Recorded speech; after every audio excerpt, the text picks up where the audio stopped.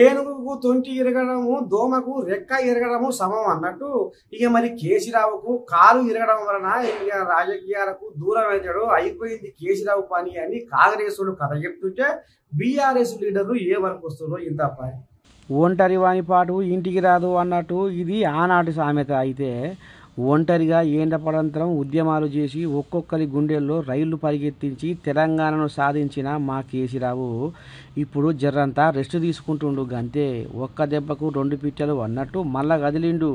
ఇప్పుడు ఏం బీకలేరు మా కేసీరావుని అని ఇగో జగదీష్ అన్న నెత్తి మొత్తం ఈరబోసుకొని ఇగిలిచి మాట్లాడుతుండులా. ఈ నూరి ఓసారి ఏమంటుండో.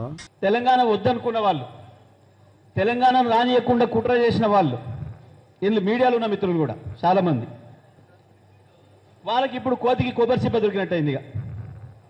ఇక కేసీఆర్ మీద వీలైనంత కక్ష తీర్చుకుందాం రాసి రాసి చెప్పి అని ఉన్నాయి లేని ఆడు మాట్లాడినవి కూడా రాసి సంతోషపడుతున్నారు. పడనేయండి, ఏం కాదు, కేసీఆర్ లక్ష చూసి వచ్చిండు. ఈ ప్రపంచంలో ఏ రాజకీయ నాయకుడు పడని తిట్లు కేసీఆర్ తెలంగాణ ఉద్యమ సందర్భంలోనే పడ్డాడు. కేసీఆర్ నేను పీగలేరు, కేసీఆర్ నేను ముట్టుకోలేరు, కేసీఆర్ నేను పీగలేరు, కేసీఆర్ నేను ముట్టుకోలేరు, ఎవడైతే నేను కాదు.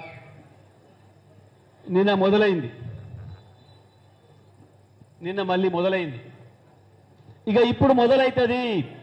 మిమ్మల్ని ఆట ఆడిచ్చే పని బీఆర్ఎస్ పార్టీకి నిన్న నుంచే ప్రారంభం చేసింది. కేసీఆర్ బయటికి వెళ్ళిండు, ఇప్పుడు మొదలవుతుంది,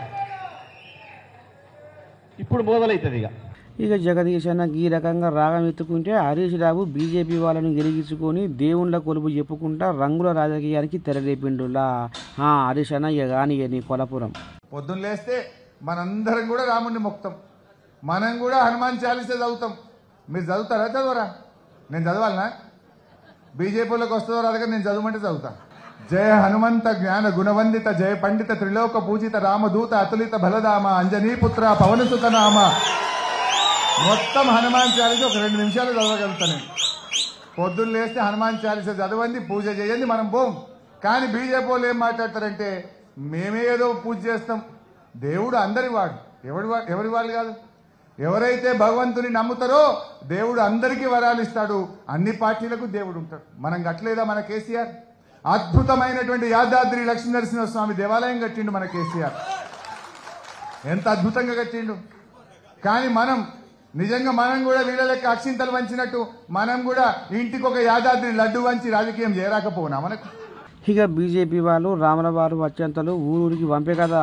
ఇక మరిగా అత్యంతలు పార్లమెంటు పండుగలో కారుకు పరిశాలు పెడతాయో ఏమో అని ఇక ఈ రకంగా హనుమాన్ చాలీసా శ్లోకం బట్టి ఈ రకంగా ఇసిరిండుల్లా హనుమంతుని మంత్రాలు.